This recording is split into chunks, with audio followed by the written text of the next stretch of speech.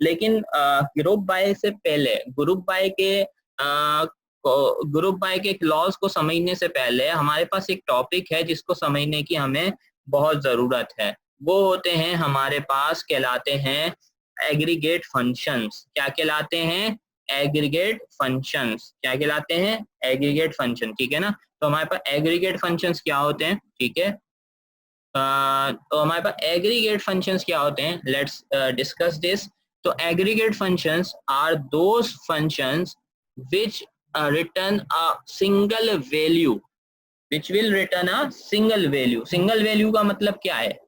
Single value का मतलब let's say first of all which मतलब कौन कौन से एग्रीगेट फंक्शंस हमारे पास हैं। ठीक है, तो हमारे पास जो एग्रीगेट फंक्शंस हैं वो होते हैं, उनमें से एक है हमारे पास average, sum, count, min and max। these are the five aggregate function that we commonly use। यानी ये हमारे पास 5 aggregate functions है जिनको हम SQL सर्वर के अंदर यूज करते हैं। ठीक है, तो अब ये आपके पास एग्रीगेट फंक्शंस क्या करते हैं? लेट्स से कि ये आपके पास हमेशा, जैसे अभी आप जब सिलेक्ट करते हो तो आपके पास पूरे रिकॉर्ड्स आता है, यानी पूरा एक टेबल स्ट्रक्चर के अंदर रिजल्ट आता है।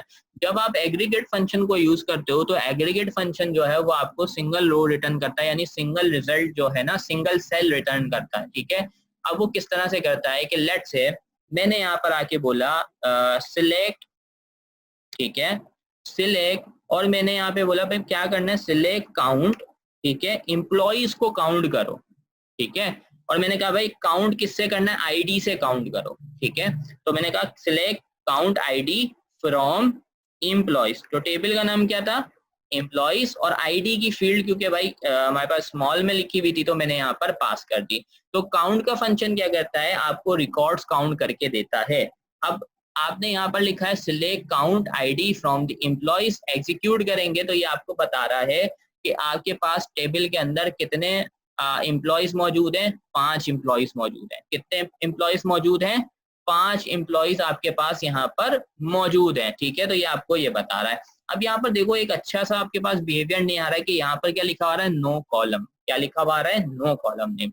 तो आप इसको किस तरह से चेंज कर सकते हो? तो आप जब भी कोई एक एडिशनल जो है वो एक्सप्रेशन लिखते हो, या आपके पास सिलेक्ट के अंदर कोई ऐसा फंक्शन या कोई ऐसी क्यूरी लिखते हो जो आपके कॉलम के अलावा है, जैसे अभी देखो सिलेक्ट ऑल फ्रॉम एम्प्लॉइज करता हूं तो हर रिकॉर्ड के ऊपर उसकी फील्ड का नाम आ रहा है। जैसे ये बता रहा है कि ये आईडीज का डेटा है, ये नेम्स का डेटा है, ये जेंडर्स का है, ये सिटी का है, ये सैलरी का है। अब आप बोलते हो कि भाई जब मैं इसको रन कर रहा हूँ काउंट आईडी को तो ये तो नो कॉलम नेम आ रहा है, तो इसके कॉलम को नेम कैसे दें? तो आपके पास एक कीवर्ड यूज होता है एज, जिसको हम एलियास भी कहते हैं। तो एज करके हम कोई भी इसको नाम दे सकते हैं। लेट्स से मैंने कह दिया total underscore number of employees.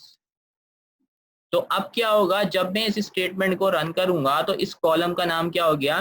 Total underscore number underscore employees. देखो इसमें स्पेस नहीं आता। जब भी आप एज के साथ कोई नाम देते हो किसी कॉलम को तो कभी भी आप जो है स्पेस नहीं देते हो। स्पेस की जगह आप जो है डैश यूज कर लेते हो या अंडरस्कोर यूज कर लेते हो। ठीक है, तो ये काउंट का फंक्शन क्या कर रहा है? आपको नंबर ऑफ एम्प्लॉइज ला के दे रहा है, यानी काउंट करके बता रहा है। अब मैं इसको बोलता हूँ कि भाई काउंट उनको करो, उन एम्प्लॉइज को करो where gender equals to male, यानी जिनका जेंडर मेल है सिर्फ वो बताओ मुझे वो कितने एम्प्लॉइज हैं। ठीक है, तो अब एग्जीक्यूट करते हैं तो ये बता रहा है कि आपके टेबल के अंदर 3 एम्प्लॉइज ऐसे हैं जिनका जेंडर क्या है? जिनका जेंडर मेल है। ठीक है, जिनका जेंडर क्या है? मेल है। ठीक है, उसके बाद हमारे पास जो सेकंड एग्रीगेट फंक्शन यूज होता है that is the min and max. Let's say we want to select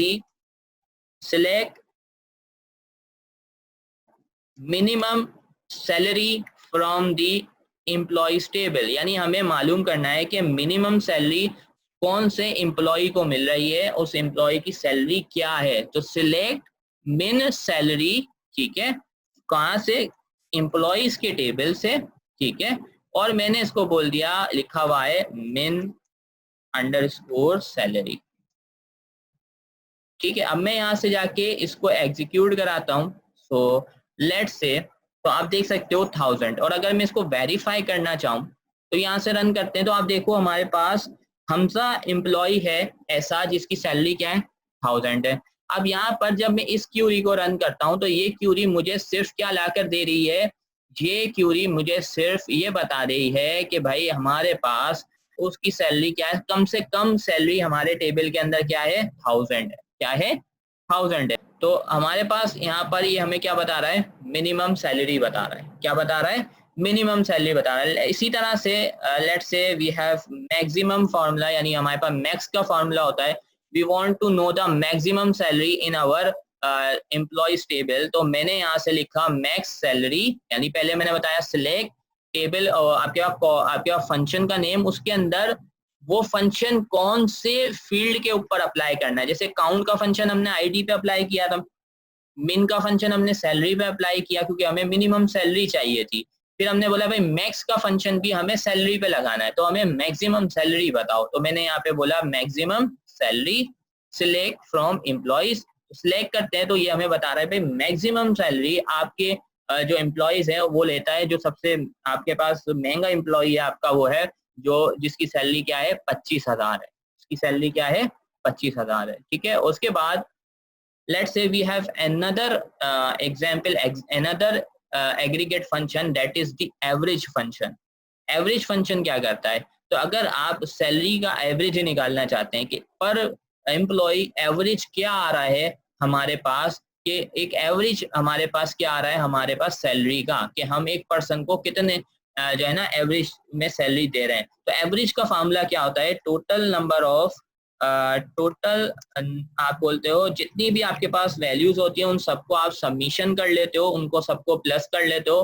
तो अगर आप सैलरी को एवरेज निकालना चाह रहे हो सैलरी का, तो आप लिखोगे सिलेक्ट एवीजी एवरेज, और आपने कहा सैलरी का कॉलम है, और यहाँ पर आपने बोला एज एवरेज, मैंने बोल दिया एवरेज अंडरस्कोर सैलरी, किधर से, कौन से टेबल से, एम्प्लॉइज के टेबल से, तो एम्प्लॉइज टेबल, और यहाँ पर आकर मैंने इस तरह से लिख दिया।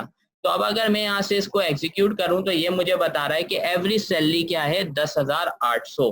अब इसको वेरीफाई करते हैं, इसको वेरीफाई कैसे करते हैं भाई, देखो एवरेज कैसे निकलता है। अब देखो यहाँ पर कितने एम्प्लॉइज थे, 5 एम्प्लॉइज थे। तो सबसे पहले क्या होता है एवरेज के अंदर, इन सब की वैल्यूज को प्लस किया जाएगा, यानी 25,000 है तो 25,000 और 10,000 कितने हो गए 35,000, फिर उसके बाद 1,000 उसमें और ऐड किए 36,000, 36,000 के बाद आपके पास उसके अंदर 3,000 और ऐड किए तो आपके पास हो गए 39,000, 39,000 के अंदर 15,000 और ऐड किए तो हमारे पास हो गया 54,000। तो यानी ये तो इन सबका सम निकल कर आया है, ये क्या आया है इनका सम निकल कर आया है। तो सम के बाद आप क्या करते हैं, इसको डिवाइड कर देते हैं नंबर ऑफ टर्म से, इससे डिवाइड कर देते हैं नंबर ऑफ टर्म से, आप डिवाइड कर देते हैं तो आपके पास एवरेज आ जाता है। एवरेज क्या कहता है कि पहले आप नंबर ऑफ टर्म्स को प्लस कर लें, सबमिशन कर लें, उसके बाद नंबर ऑफ टर्म्स यानी जितने आपके पास नंबर्स हैं, यानी जितने आपके पास वैल्यूज हैं, आप उनको काउंट करके उतने से उसको डिवाइड कर दे। तो यहाँ पर जब हम 54 हमारे पास 54,000 आया था, 54,000 को जब हम डिवाइड करेंगे 5 से, so we will get the 10,800। तो एवरेज सैलरी हमारे पास क्या आ रही है 10,800। इसी तरह से एक और जो लास्ट हमारे पास एग्रीगेट फंक्शन हमारे पास मिलता है वो है सम का, ठीक है। तो पहले हमने जो है एवरेज निकाल लिया, ठीक है। अब सम का या फार्मूला क्या करेगा, यानी अभी मैंने क्या किया था इसको खुद सम किया था तो 54,000 आया था। तो सम का फार्मूला क्या करता है, जैसे आपको देखना है कि भाई अब हर महीने में जो है ना वो एम्प्लॉयज को कितनी सैलरी दे रहा हूँ, यानी टोटल सैलरी कितनी निकल रही है मेरी कंपनी के अंदर, तो मैं सम कर लूंगा सैलरीज को। या फिर मैं ये देखना चाह रहा हूँ कि भाई मार्च के महीने के अंदर कितना खर्चा हुआ, तो मैं क्या करूंगा, मैं मार्च के अंदर जितना भी मैंने खर्चा किया होगा उसका को सम कर दूंगा। तो अब मुझे 1 बाय 1 सम करना पड़ता है, इसकी बजाय मेरे पास सम का फंक्शन मिलता है। आप सम के अंदर वेयर की क्यूरी लगा के बता देंगे कि भाई मार्च के महीने का जो डेटा है उस सारे वैल्यूज को सम कर लो, ठीक है, और आपको रिजल्ट मिल जाएगा कि आपने मार्च के मंथ में या अप्रैल के मंथ में कितना खर्चा किया है, ठीक है। तो यहाँ पर हम सैलरी कैलकुलेट कर लेते हैं कि सम करते हैं सैलरीज का, तो हमारे पास क्या वैल्यू बनती है, एज टोटल अंडरस्कोर सैलरीज, ठीक है, यानी टोटल सैलरीज कितनी है एम्प्लॉयज की, एम्प्लॉयज के टेबल से, और इसको मैं यहाँ से सिलेक्ट करवाता हूँ और इसको एग्जीक्यूट कर सकते हैं। तो देख रहे हैं हमारे पास क्या आ रहा है, टोटल सैलरीज कितनी आ रही है 54,000। तो काउंट किया था तो वो हमें काउंट करके बता रहा था कि कितनी वैल्यूज हैं। मिनिमम जो है वो यूज किया तो मिन क्या कर रहा था, मिनिमम वैल्यू बता रहा था। मैक्सिमम मैक्सिमम वैल्यू बता रहा था उस टेबल से।